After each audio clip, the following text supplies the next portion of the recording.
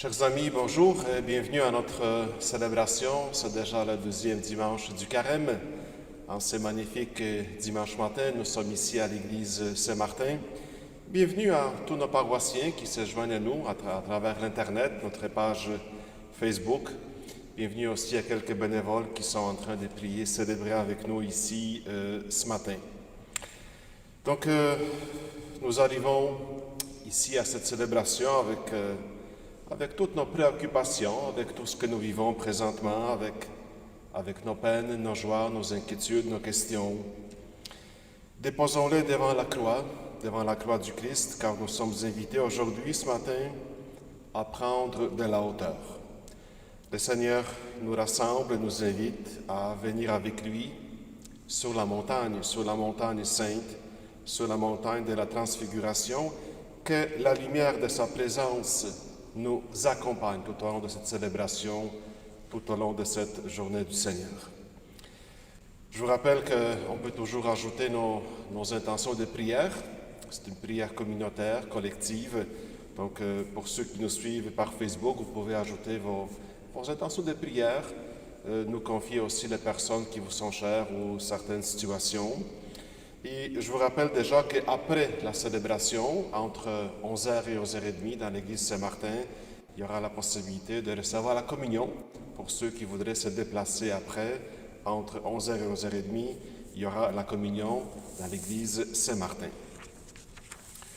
Mais d'abord, faisons sur nous-mêmes le signe de la foi. Au nom du Père et du Fils et du Saint-Esprit. Frères et sœurs, que notre Dieu, Père, Fils et Esprit, vous accorde sa force et sa paix. Donc maintenant, tournons-nous vers le Christ, lui qui nous a aimés jusqu'au bout. Reconnaissons sa bonté en lui disant combien nous en avons besoin.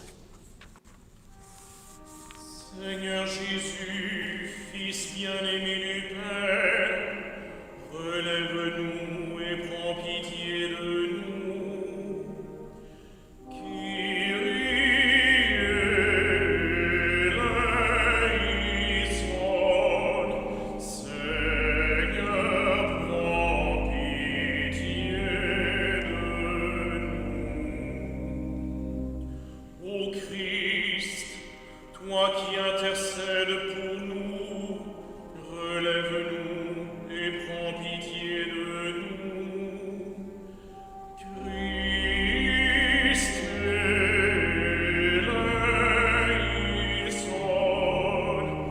ô Christ, prends pitié de nous. Seigneur, notre frère en humanité, relève-nous et prends pitié de nous. Kyrie eleison, Seigneur, prends pitié de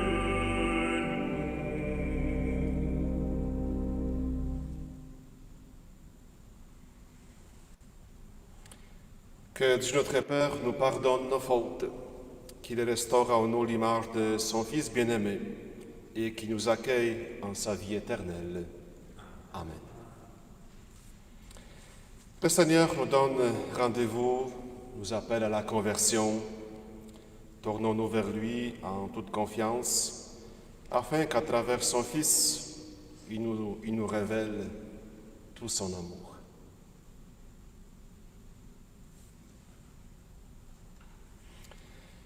Tu nous as dit, Seigneur, d'écouter ton Fils bien-aimé.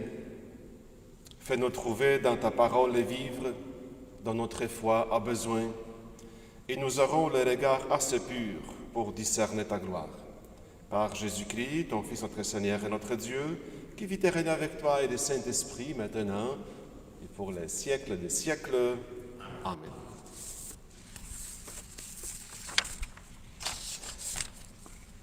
En ce dimanche de la Transfiguration, nous écoutons aussi la suite de l'histoire des alliances entre Dieu et son peuple. Donc, dans la suite de l'histoire aujourd'hui, celle avec Abraham. toute une histoire, par ses interventions dans l'histoire humaine, Dieu peut transformer une grande épreuve en chemin d'espérance. Oui, seul Dieu peut le faire. Il l'a fait pour Abraham et ce fut l'occasion justement d'une nouvelle étape de son alliance avec l'humanité. Rappelons-nous, Dieu est toujours pour la vie, il ne veut pas la mort. Donc voilà, nous allons écouter ce matin un des grands récits religieux de l'humanité. C'est la foi à l'épreuve et l'épreuve de la foi à laquelle personne n'échappe, pas plus d'Abraham que les apôtres, les premiers chrétiens et nous aujourd'hui. L'essentiel dans ce récit, chers amis, c'est le dialogue de confiance et de fidélité réciproque entre Dieu et Abraham. Écoutons. Pierre.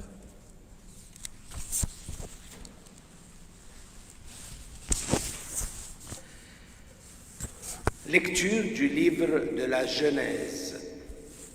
En ces jours-là, Dieu mit Abraham à l'épreuve. Il lui dit, « Abraham !»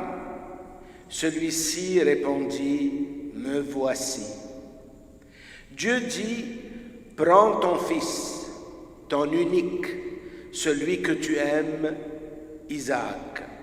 Va au pays de Moria, et là tu l'offriras en holocauste sur la montagne que je t'indiquerai. » Ils arrivèrent à l'endroit que Dieu avait indiqué.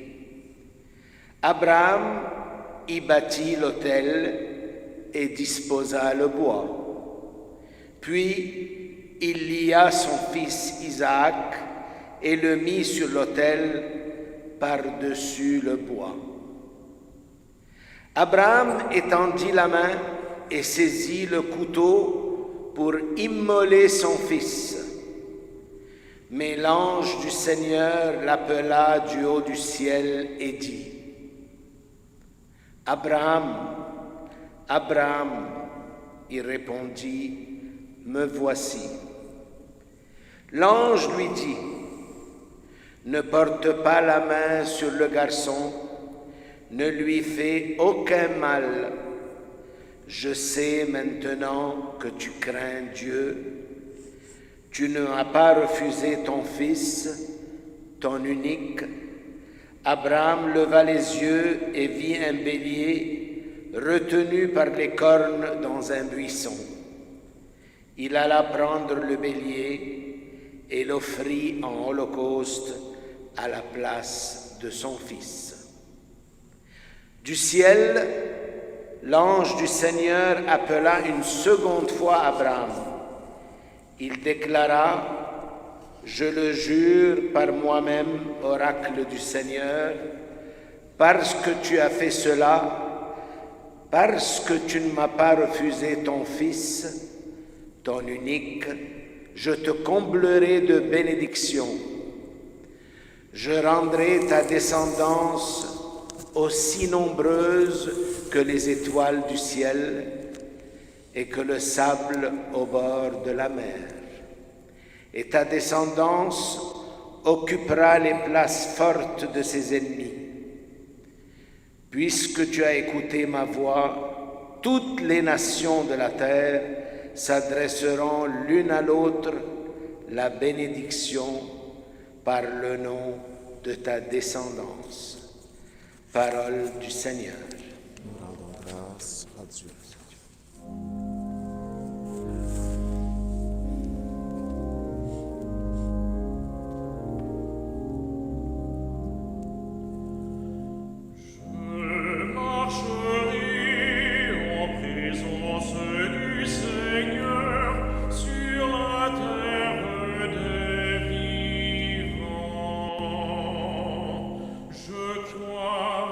Je parlerai, moi qui ai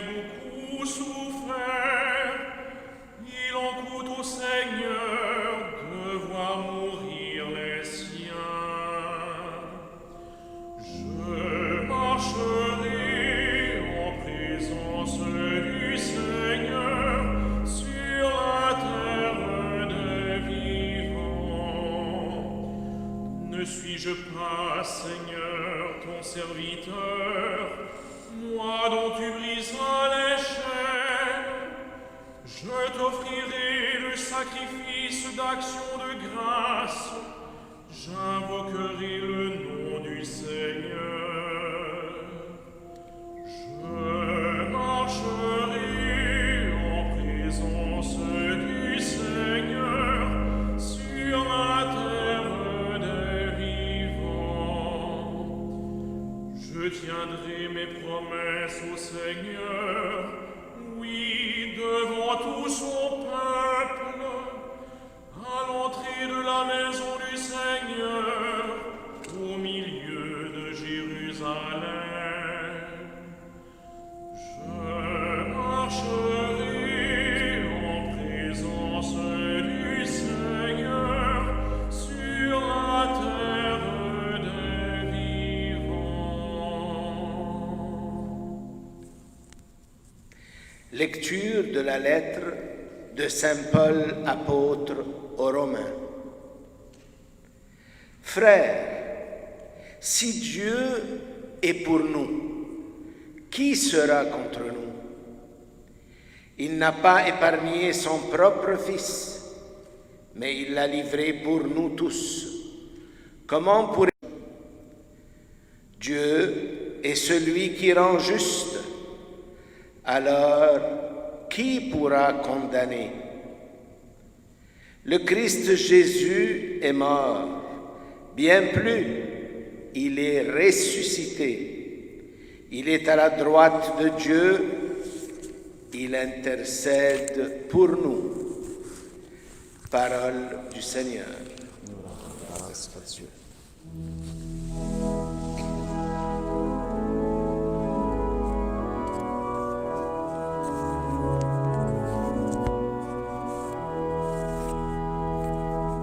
Gloire au Christ, de la nuée lumineuse, la voix du Père a retenti. Celui-ci est mon Fils bien-aimé, écoutez-le. Gloire au Christ, parole éternelle des dieux vivants. Gloire à toi, Seigneur.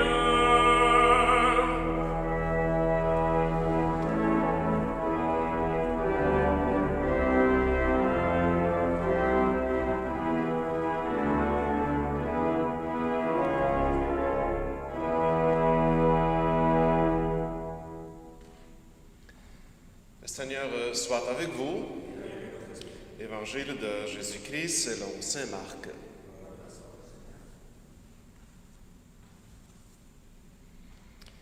Jésus prit avec lui Pierre, Jacques et Jean et les amena eux seuls à l'écart sur une haute montagne.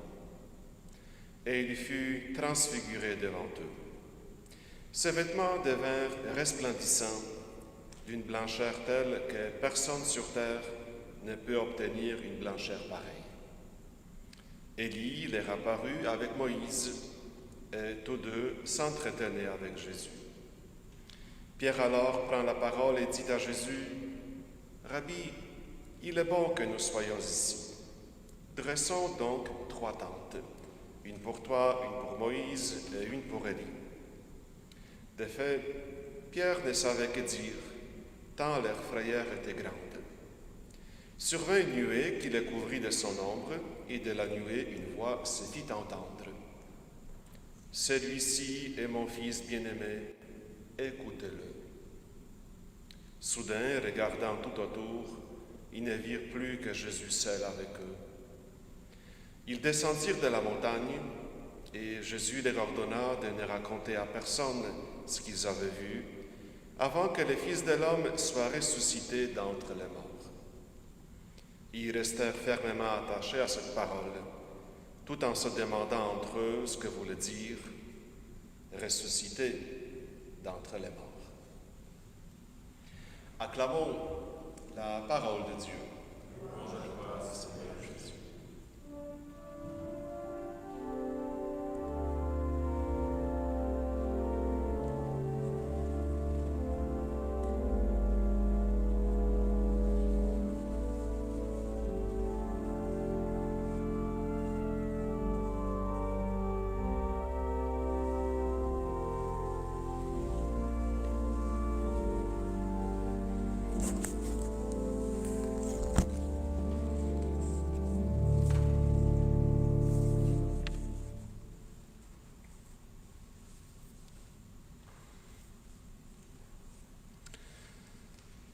Chers amis, nous poursuivons le carême. Un petit rappel pour ceux et celles qui ne sont pas au courant que le carême est déjà commencé. Donc, dans notre marche de carême c'est quoi? C'est notre montée, notre préparation à Pâques. 40 jours nous sont donnés. 40 jours nous sont donnés pour revivifier notre foi, refaire nos choix spirituels. Vous savez, le carême est toujours nécessaire, même si le carême revient chaque année. Et vous savez très bien que le temps passe vite. Nous avons déjà un quart, justement, du carême est déjà derrière nous. On a déjà vécu 10 jours du carême. Le temps passe vite. Dans notre société, pour beaucoup de gens, c'est la semaine des relâches scolaires. Mais pour nous, qui suivons le carême, ce n'est pas encore le temps de relâcher. On continue jusqu'au bout. Chaque deuxième dimanche du carême, je pense que vous êtes pas mal habitués avec la démarche du carême, chaque année, le deuxième dimanche, après la tentation au désert, nous suivons Jésus sur la montagne sainte, et on nous rappelle l'histoire de l'épisode de la transfiguration, un moment d'encouragement. Et c'est là qu'on commence aussi à parler de la résurrection des morts. Jésus a évoqué l'expression de justement ressusciter des morts. Cette expression qui fait partie de notre vocabulaire chrétien, de notre foi chrétienne. Mais on s'entend qu'on ne sait pas encore tout. On ne sait pas encore tout en détail. Nous ne savons pas nécessairement ce qu'est la vie après la mort. Donc, on est toujours devant les grands mystères. Mais d'abord, revenons-nous un petit peu sur cette histoire, tout un récit avec l'histoire d'Abraham et avec son fils Isaac, le récit du sacrifice d'Abraham. Je vous rappelle, c'est un des plus grands récits religieux de l'humanité. C'est un récit qui n'arrête pas de nous bouleverser, de nous interpeller, de nous poser des questions. On se demande, évidemment, c'est une histoire invraisemblable. Comment Dieu a pu demander une chose pareille à Abraham, une histoire invraisemblable. Je vous rappelle qu'Abraham, justement là, qui apparaît dans l'histoire du salut, Abraham est présenté un petit peu comme l'ancêtre, comme le père des croyants. Abraham, c'est la figure de la personne croyante. Quelle était la suite des choses de cette histoire, de ce récit de la sacrifice d'Abraham? Donc, on voulait mettre fin à la violence sacrée. À partir de ce moment-là, on a dit, on a arrêté d'offrir les humains, justement, pour offrir les sacrifices religieux. On voulait évidemment toujours vaincre la violence. On sait que dans l'histoire, dans certains peuples, il y a eu justement les sacrifices des humains, des enfants. On voulait vaincre radicalement la violence. Mais nous qui sommes rendus au 21e siècle, on sait qu'il y a encore tant de choses à faire pour vaincre totalement la violence. Il faut aller beaucoup plus loin et comprendre le mystère de la mort de Jésus lui-même, parce que malheureusement l'humanité n'a jamais fini de tuer, l'humanité n'a jamais fini de massacrer pour toutes sortes de raisons. Et les raisons sont toujours bonnes justement pour tuer. Donc voilà, donc ça c'était l'histoire du sacrifice d'Abraham. Ensuite, le récit de la transfiguration qu'on a entendu en ce deuxième dimanche. Il faut d'abord savoir que c'est Marc qui a placé le récit de la transfiguration tout de suite après la première annonce que Jésus a fait pour ses apôtres. Jésus, pour la première fois, a annoncé sa passion et sa mort. Et pour les apôtres, ce discours, cette annonce a été intolérable, incompréhensible. On se rappelle que même Saint-Pierre, il s'est fait chicaner. Les apôtres n'ont pas du tout compris le message. Donc, c'est dans ce contexte qu'on nous raconte la transfiguration. Vous avez remarqué, il y a seulement trois privilégié. Il y a seulement 3 apôtres qui vont accompagner Jésus sur le mont Tabor. Est-ce qu'il y avait déjà de restrictions sanitaires à l'époque? Pourquoi Jésus n'a pas amené avec eux les 12 apôtres? Ils sont seulement 3. Est-ce qu'il y avait déjà les limites pour les rassemblements religieux? Je ne sais pas. Mais en tout cas, il y a seulement Pierre, Jacques et Jean qui ont monté avec Jésus. Le texte aussi est très intéressant, très fort, très, très profond. Nous sommes ici, en tout cas ce que Jésus fait vivre aux apôtres, nous sommes ici devant le dévoilement intégral de soi. Dire toute sa vérité, intégralement. Entrer dans une confiance telle qu'on peut enfin laisser tomber les masques. Justement, c'est le cas de le dire en ce temps-ci, laisser tomber les masques pour se dire en toute vérité aux autres. Pour nous, pour les humains, la plupart du temps, c'est une tâche, on peut dire, impossible. Et pourquoi? Parce que nous nous connaissons très très mal. Nous nous connaissons très très mal, notre vie est toujours en devenir. Et vous savez, c'est toujours très imprudent de se livrer à quelqu'un qui demain peut devenir un adversaire. Donc Jésus se révèle totalement. 100% de sa personne, on dévoile son identité. Jésus laisse apparaître le côté divin de son mystère. Petit à petit, on commence à découvrir tel qu'il est, le côté divin. En passant, ça a toujours été justement le plus grand exploit, le plus grand défi de reconnaître son côté divin de son mystère. Jésus est transfiguré, Jésus est le Fils unique, mais vous avez remarqué, tout de suite, il faut garder le secret. Il faut garder le secret sur ce mystère. Pourquoi? Parce que Jésus doit d'abord passer par la souffrance, par la passion, par la mort. C'est ça le secret de sa vie. Oui, il est le Fils de Dieu, il est le Fils de la lumière, mais il faut attendre. C'est seulement lors de la résurrection que Jésus va apparaître dans la vérité tout entière. Il faut passer donc par toutes les étapes. Donc la transfiguration, c'est un moment très important, une étape très importante dans le cheminement, la découverte du mystère de Jésus par les apôtres. Nous aussi, progressivement, dans notre vie, dans notre relation avec Jésus, on avance, on essaie toujours d'aller plus en profondeur dans notre vie avec Jésus, dans sa vérité la plus profonde. Mais ce n'est pas un secret qu'on cherche à cacher.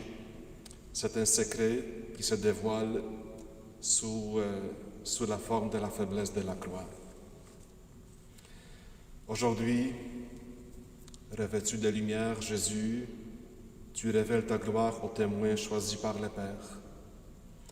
Demain, dépouillé devant tes frères, à l'heure où sur la croix tu ouvriras les bras, tu seras humilié. Vienne le 3e jour, tu te lèveras d'entre les morts, revêtu de lumière. Amen.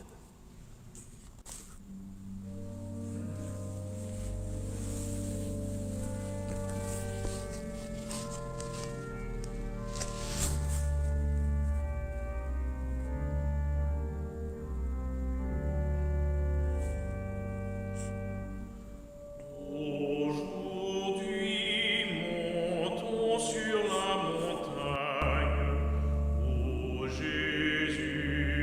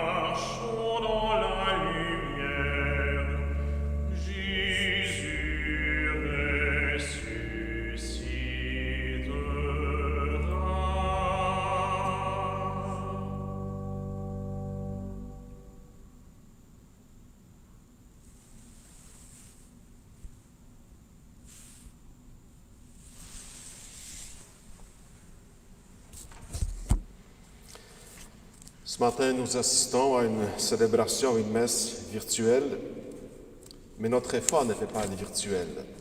Nous sommes appelés à avoir une foi vraie et authentique, sincère. Je crois en Dieu, le Père Tout-Puissant, Créateur du ciel et de la terre, et en Jésus-Christ, son Fils unique, notre Seigneur, qui a été conçu du Saint-Esprit, est né de la Vierge Marie, a souffert sous Ponce Pilate, a été crucifié, est mort et a été enseveli, est descendu aux enfers, le troisième à la rémission des péchés, à la résurrection de la chair, à la vie éternelle. Amen.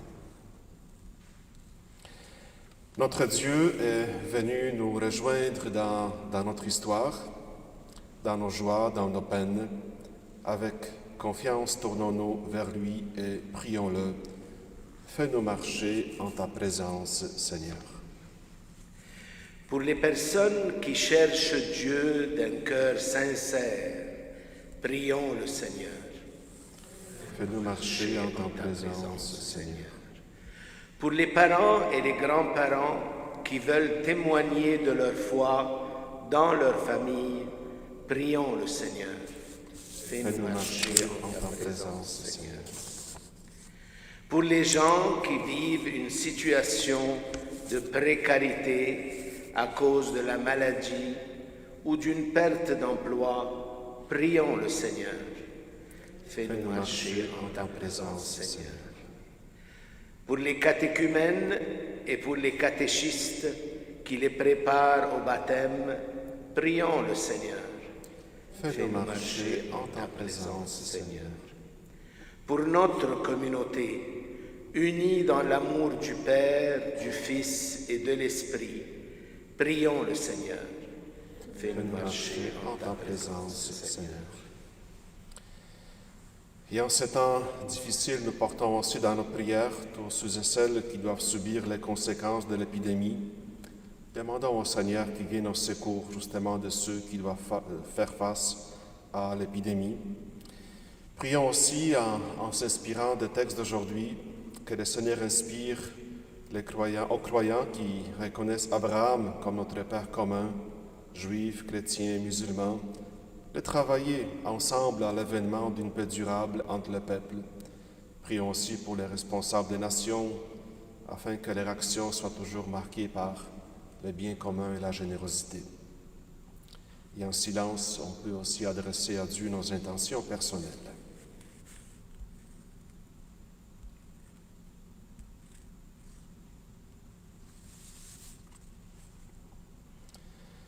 Dieu notre Père, toi qui nous as donné ton propre Fils pour nous rapprocher de toi, exauce notre prière et renouvelle notre foi.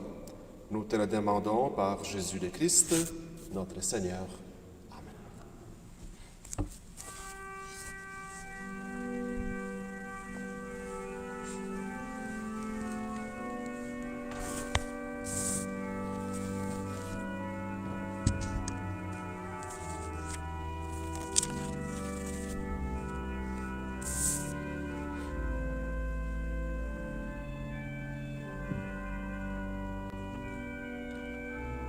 Tu es béni, Dieu de l'univers, toi qui nous donnes ce pain, fruit de la terre et du travail des hommes, te le présentons, deviendra le pain de la vie.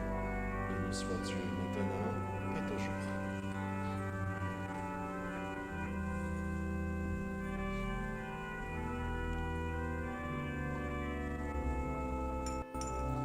Comme c'est aussi merveilleux pour le sacrement de l'Alliance, puissions-nous être unis à la dignité de celui qui a pris notre humanité. Tu es béni, Dieu de l'univers, toi qui nous donnes ce vin, fruit de notre sacrifice en ce jour. Trouve grâce devant toi.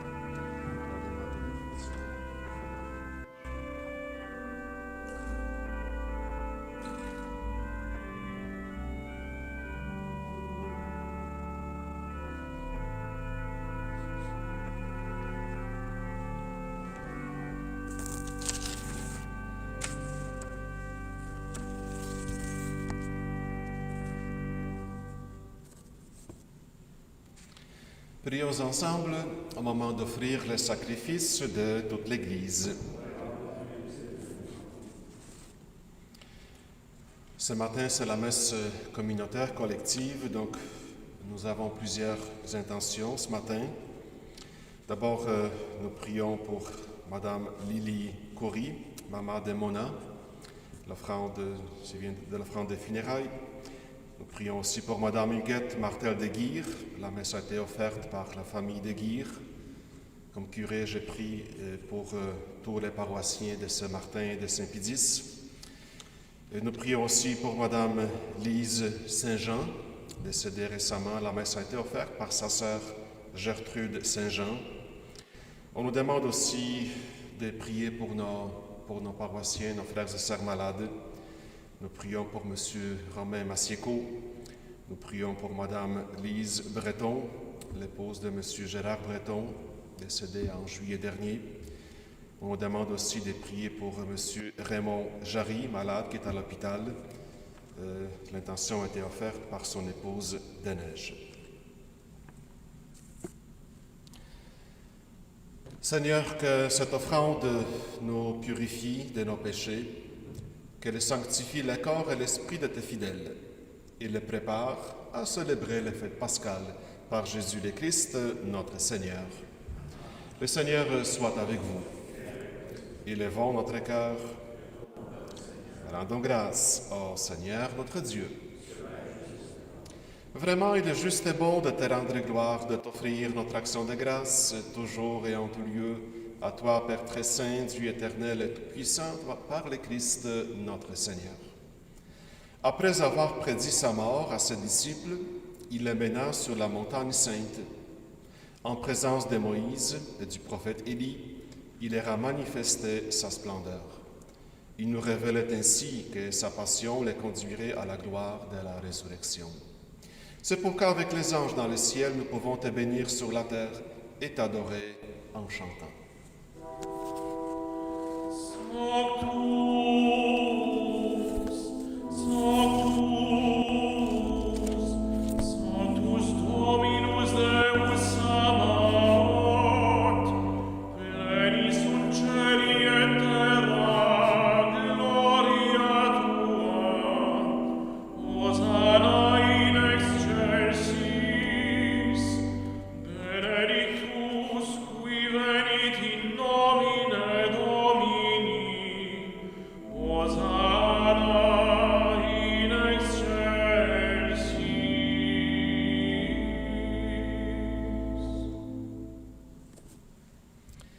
Toi qui es vraiment saint, toi qui es la source de toute sainteté, nous voici rassemblés devant toi. Et dans la communion de toute l'Église, en ce premier jour de la semaine, nous célébrons le jour où le Christ est ressuscité d'entre les morts. Par lui que tu as élevé à ta droite du Notre Père, nous te prions. Sanctifie ces offrandes en répandant sur elles ton esprit, qu'elles deviennent pour nous le corps et le sang de Jésus le Christ, notre Seigneur. Au moment d'être livré et d'entrer librement dans sa passion, il prit le pain, il rendit grâce, il le rompit et le donna à ses disciples en disant « Prenez et mangez-en tous, ceci est mon corps livré pour vous. » De même, à la fin du repas, il prit la coupe. De nouveau, il rendit grâce et la donna à ses disciples en disant « Prenez et buvez-en tous, car ceci est la coupe de mon sang, le sang de l'alliance nouvelle et éternelle qui sera versé pour vous et pour la multitude en rémission des péchés. Vous ferez cela en mémoire de moi. »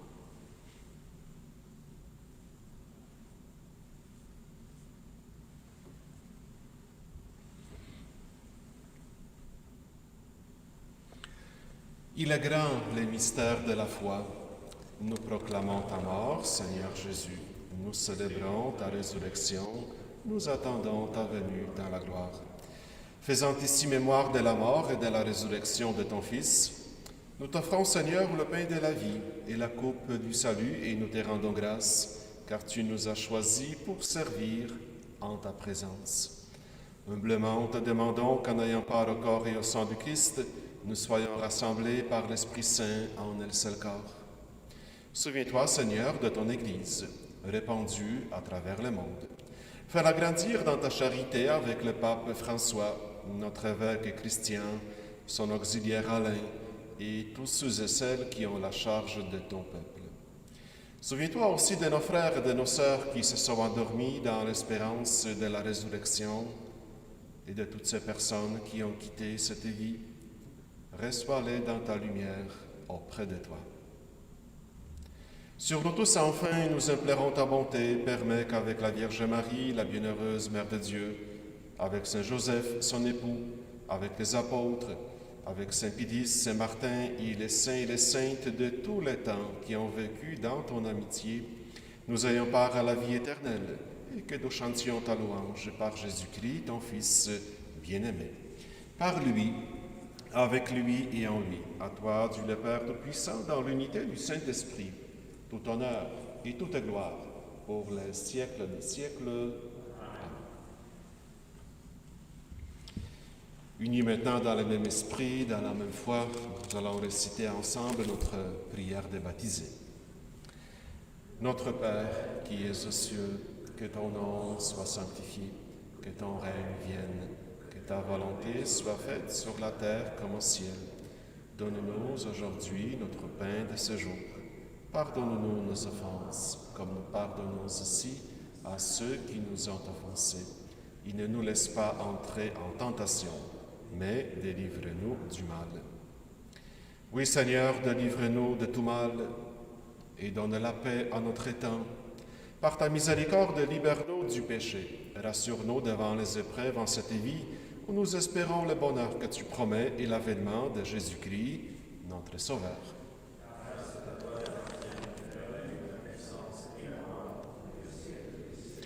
Que la paix du Seigneur soit toujours avec vous. Échangeons entre nous un signe de paix.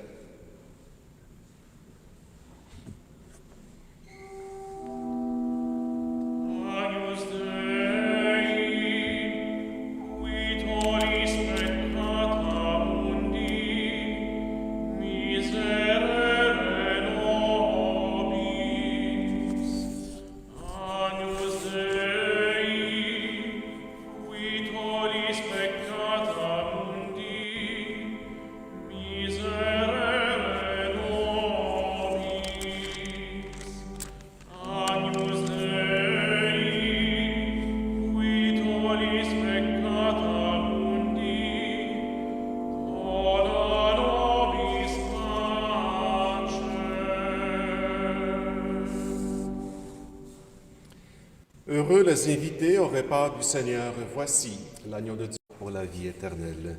Amen.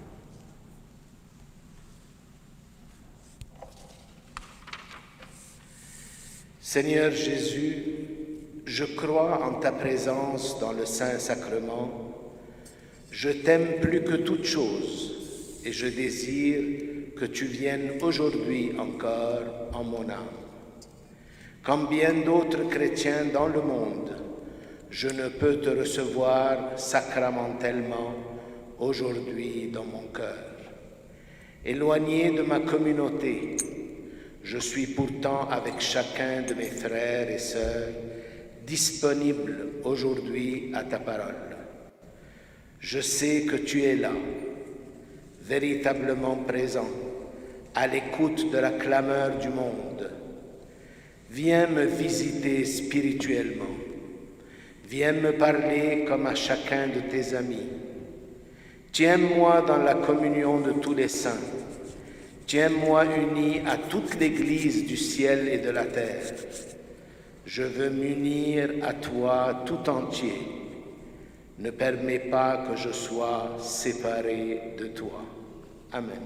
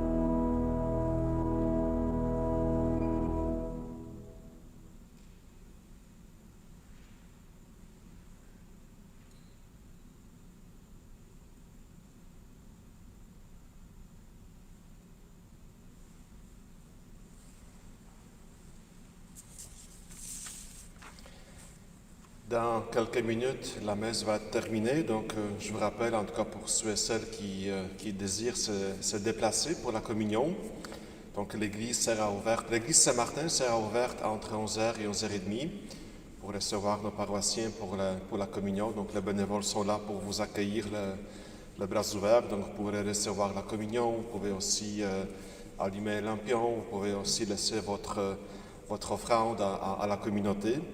Donc, je tiens encore à remercier tous ceux et celles, tous nos paroissiens qui continuent dans ce temps difficile de soutenir financièrement notre paroisse, nos paroisses.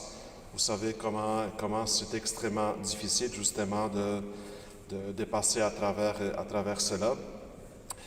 Vous savez que présentement, c'est la saison des impôts. Donc, je vous rappelle que les reçus d'impôts ont été envoyés au début de la semaine. Donc, vous êtes supposé déjà de les recevoir par courriel. Il y a plus que 300 courriels qui ont été envoyés à nos paroissiens. Il y a aussi d'autres les ont reçus soit directement dans les résidences ou par poste. Donc, c'est la saison des impôts. Et donc, en même temps, on profite de vous remercier de votre générosité. Donc, on sait comment l'année 2020 a été particulièrement difficile. On est très content de votre soutien, de votre générosité, spécialement pour ceux et celles qui ont contribué pour la dîme. Au niveau de la quête, on a perdu beaucoup d'argent, mais pour la dîme, vous étiez très généreux. Donc, merci beaucoup de votre générosité.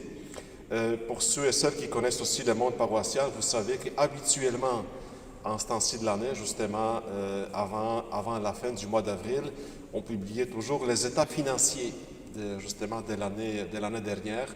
Cette année, tout est différent. On n'a pas de séminaire, il n'y a pas de rassemblement.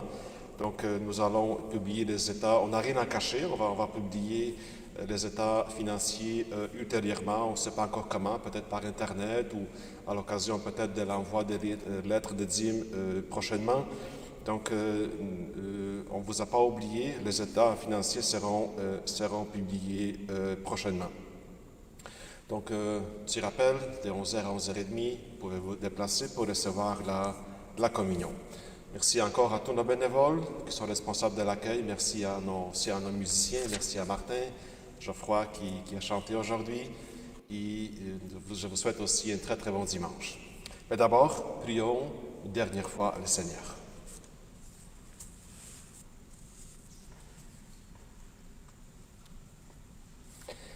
Seigneur, pour avoir communié au mystère de ta gloire, nous voulons te remercier, toi qui nous donnes déjà en cette vie d'avoir part au bien de ton royaume, par Jésus le Christ, notre Seigneur. Le Seigneur soit avec vous. Seigneur, bénis ton peuple, fais-lui trouver des forces dans ta bénédiction, qu'elle écarte de lui ce qui est nuisible et lui obtienne dont il a besoin. Et que Dieu Tout-Puissant vous bénisse, lui qui est le Père, le Fils et le Saint-Esprit. Bon dimanche, bon jour du Seigneur. À la prochaine.